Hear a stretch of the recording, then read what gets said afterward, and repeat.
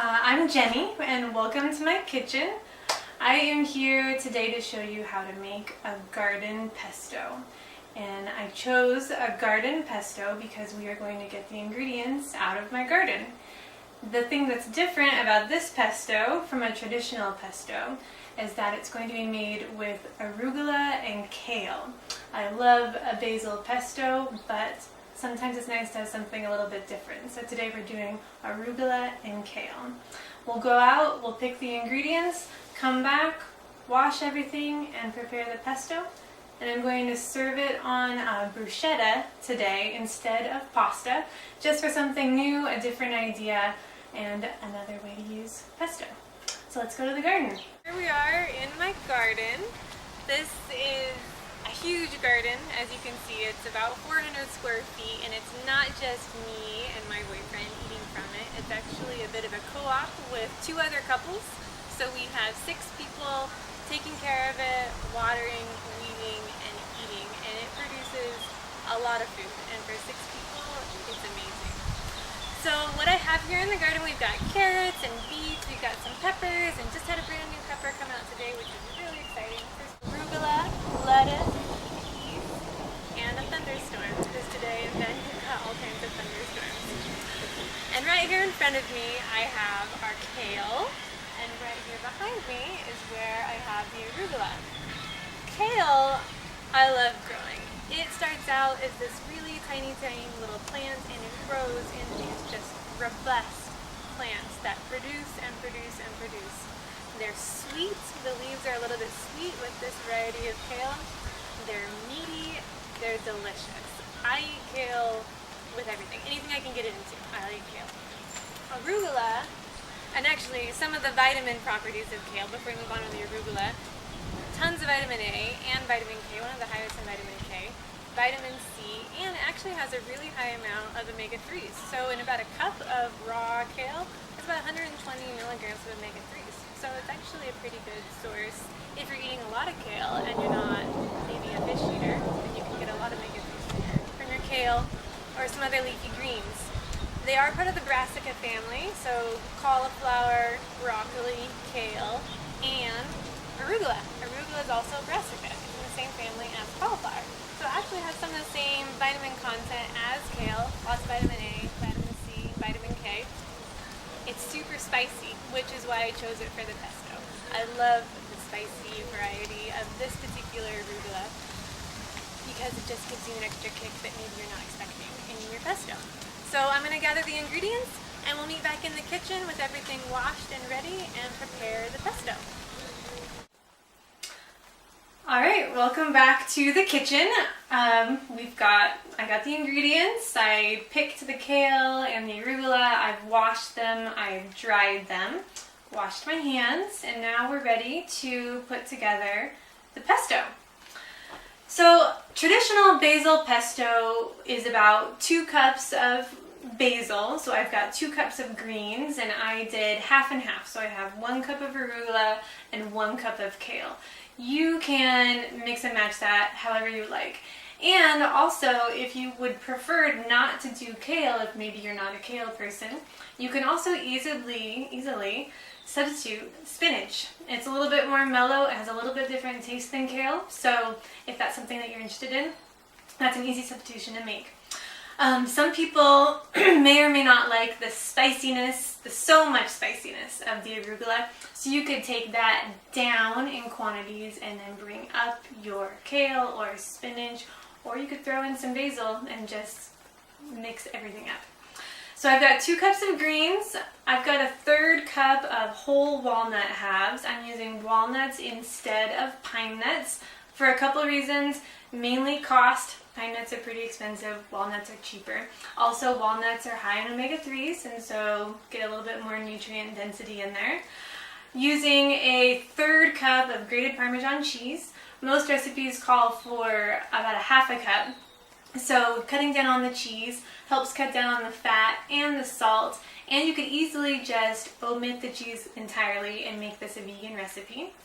Also, I am using a 1/3 cup of olive oil. Most recipes call for 2/3 cup of olive oil. I have found that that's just too much oil. You don't need it. So I add this olive oil in. If you need a little bit more to kind of thin it out or get the consistency that you would like, you can go ahead and add some more olive oil. So just depends on what kind of texture you like and how you like your pesto. So let's begin. I've got my food processor and here are my greens. So we'll go ahead and put those into the food processor.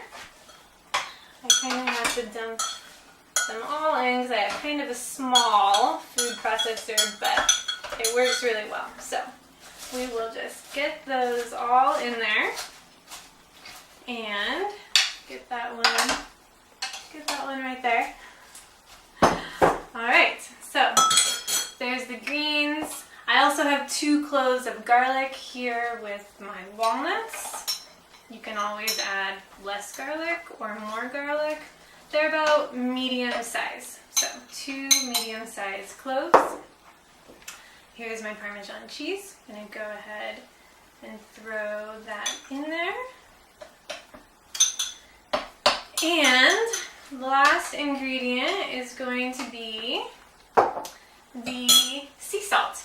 And you can even leave the salt out. Parmesan cheese is salty, so you don't really need a whole lot of salt.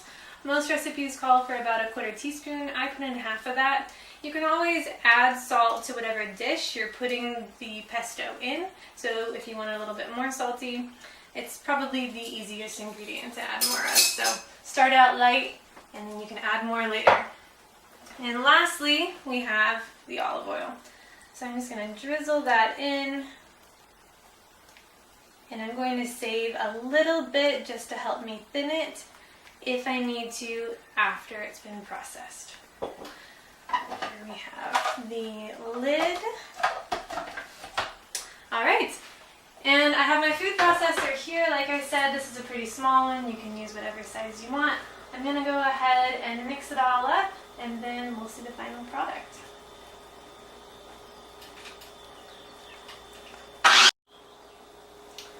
Alright, so I've processed everything in my food processor here.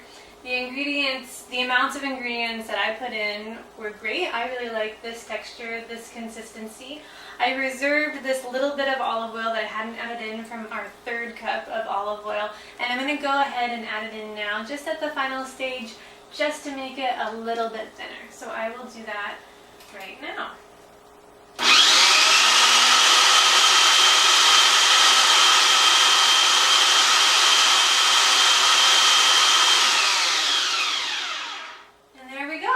So we have arugula-kale pesto, straight from the garden.